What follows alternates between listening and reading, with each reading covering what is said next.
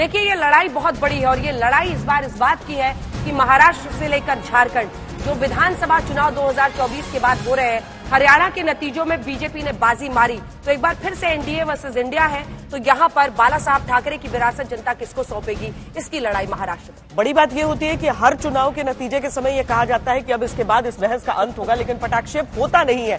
तो आज कम से कम एक अध्याय का पटाक्षेप होगा कि असली शिवसेना कौन, असली एनसीपी कौन, जनता गद्दारी के मुद्दे को कितना सुनती है। लेकिन अंजना, जिस तरह की चीजें, जिस तरह के आंकड़े आज दर्शक आज तक पर देखने वाले हैं, हमारे साथ वो तमाम रिसर्चर्स की टीम भी यहां पर जुड़ी रहेगी जो झारखंड और महाराष्ट्र के बीच क्या चल रहा है, कितनी तेजी से नतीजे आ रहे हैं, उन सब के पास भी हम जाएंगे। तैयार है ना आप सब? बिल्कुल तैयार है। देखिए तो चलिए रिसर्चर्स के पास भी चलेंगे, सीट बाय सीट एनालिसिस करेंगे हम आपको महाराष्ट्र। लेकिन सबसे पहले लिए चलते हैं और साहिल जोशी, जल्दी से एक कमेंट आपसे, क्या इस बार भी सेटल होगा असली विरासत किसको? क्योंकि पिछली बार उद्धव गुट को सीट ज्यादा आ गई और ये कहने लगे शिंदे साहब की देखिए हमारी स्ट्राइक रेट बेटर है उनसे, तो मतलब क्या मामला फंसेगा या एक तरफा होगा? नहीं, देखिए एक तरफा हो या फंसा किसी भी तरीके से हो, लेकिन मामला सेटल तो नहीं होगा क्योंकि कई सारे सवालों के जवाब देना बाकी रहेगा। असली नकली का फैसला होना महाराष्ट्र में अगले 5 साल में तय हो सकता है, भले शिंदे जीते या उद्धव ठाकरे जीते या एनसीपी इस तरफ की जीते या उस तरफ की जीते, क्योंकि 3 पार्टी जब एक सरकार में रहती है तब किसी भी तरफ की सरकार बने वो बहुत ज्यादा दिन स्टेबल नहीं रह सकती, और ये महाराष्ट्र में कई बार देखा गया है। आप रीजनल आइडेंटिटी को दबा नहीं सकते, ये भी केंद्रीय पार्टियों को समझ में आ गया। इसके लिए दोनों को महाराष्ट्र में रीजनल पार्टी की जरूरत पड़ रही है, फिर कांग्रेस हो या बीजेपी। तो इसके चलते वो सेटल नहीं होगा, आगे जाकर कुछ नया मामला निकल कर आएगा, नए तरीके से हमको देखने मिलेगा, क्योंकि बीएमसी चुनाव भी बाकी है। हर तरफ लड़ाई होगी, आखिर तक जाकर खत्म करना पड़ेगा, उसके पहले सेटल नहीं होगा। आपको क्या लग रहा है संजय जी? जल्दी से शुरू करते हैं। मुझे भी नहीं लग रहा है सेटल होगा, क्योंकि अगर अपने सर्वे के अनुमान से भी देखें तो दोनों पार्टियों का जो वोट प्रतिशत लग रहा है लगभग बराबर है, तो सेटल होता हो तो दिखाई पड़ नहीं रहा है इस बार। सेटल तभी होगा ये जब एक तरफा होगा। संगीत रागी जी? नहीं, मुझे लगता है कि महाराष्ट्र का चुनाव में बहुत बड़ा बदलाव नहीं होने जा रहा है। यही कोएलिशन जो है थोड़ा सा एज, लेकिन भारतीय जनता पार्टी के कोएलिशन को रहने वाला है। आज काउंटिंग डे, थोड़ा सा आपको अपना स्पीड तेज करना होगा रागी जी। मैं तेज ही कर रहा हूं, मुझे पता है स्पीड, लेकिन थोड़ा सा तेज करना होगा क्योंकि आज जैसे जैसे नतीजे आएंगे बहुत तेजी से हम आपको नतीजे दिखाएंगे। 1 घंटे का इंतजार है जिसके बाद चुनावी नतीजे सामने आ जाएंगे। लेकिन उससे पहले आइए आपको जरा सुना देते हैं। महाराष्ट्र में काउंटिंग डे से पहले दोनों तरफ से दावे किए जा रहे हैं और संजय राउत तो अभी से कह रहे हैं कि होटल में अपने चुने हुए विधायकों को रखेंगे।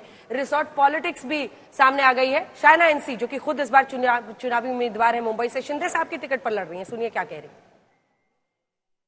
मां मुंबा देवी का आशीर्वाद तो हमेशा लेते हैं, लेकिन मुंबईकर होने के नाते गणपति बाप्पा मोरया, तो सिद्धि विनायक में यहाँ गणपति बाबा का आशीर्वाद लेके यही एक लक्ष्य है कि महायुति की सरकार आए, हम जनहित में काम करें सेवक और सेविका के रूप में और देखें कि भारत एक विकसित भारत की तरफ और महाराष्ट्र एक प्रगतिशील रफ्तार से, जैसे 1.5 साल में हमने देखा है एकनाथ शिंदे, देवेंद्र फडणवीस, अजीत पवार को और माननीय प्रधानमंत्री के इतने सारे लाभार्थी स्कीम्स हैं, तो लोगों ने विश्वास जताया है।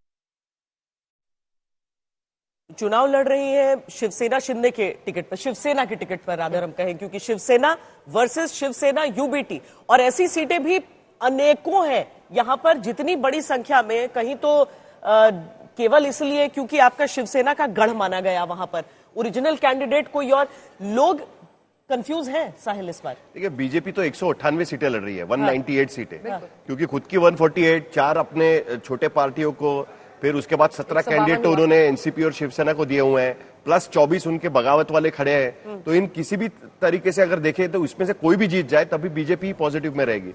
तो बीजेपी का खेल तो अलग चलता है ना, एक जो ऑफिशियल लड़ते हैं उसके बाद में अनऑफिशियल भी बहुत सारा लड़ते हैं। 14 सीटें ऐसी है जो कि बीजेपी के नेता है और वो शिंदे साहब के चुनावी चिन्ह पर लड़ रहे हैं। नहीं, एनसीपी के भी है, एनसीपी के 5 ऐसे नेता है जो बीजेपी के नेता है दरअसल, लेकिन घड़ी यानी अजित पवार के चुनाव चिन्ह पर लड़ रहे हैं।